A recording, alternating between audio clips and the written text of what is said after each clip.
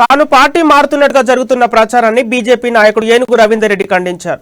బీజేపీని వీడి టీఆర్ఎస్ లోకి వెళ్తున్నానని వస్తున్న వార్తలు అవాస్తవమని తెలిపారు. తాను బీజేపీలోనే ఉంటానని తెలిపారు. మునుగోడు ప్రచారంలో రవీందర్ రెడ్డి పాల్గొన్నారు.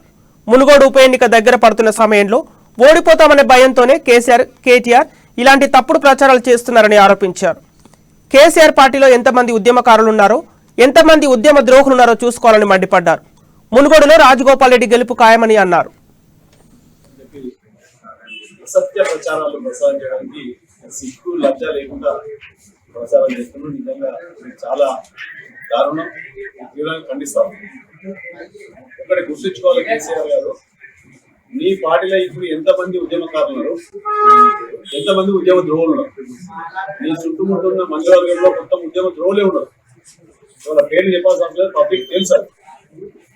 ఉద్యమకారులు ఎవరైతే ఉద్యమాల ఫస్ట్ నుంచి ఇక్కడ ఉన్నలో వాళ్ళు ఎక్కడ నీకు అడ్డుదలుతారో, నీ కొడుకు కానీ నీకు కానీ ఈ జెండాకు మేము హక్కుదారులమని వస్తారనే భయంతో నువ్వేంటంటే నీడకు కూడా భయపడతావు.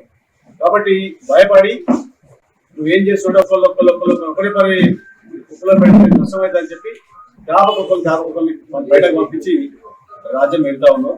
ఇది నిరంతరం చెల్లదు, ఇది కొనసాగదు. కాబట్టి ఇలా ప్రజలకు పూర్తిగా అర్థమైపోయింది.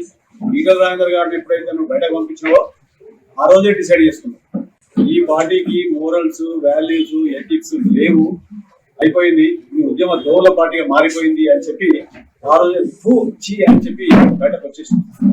బయటకు వచ్చిన తర్వాత మేము డిసైడ్ చేసుకుని రాజేందర్ గారు నేను కలిసి బీజేపీ పార్టీలోకి వచ్చాం, బీజేపీ పార్టీలోకి చేస్తున్నాం. ఇవాళ ప్రజల స్పందన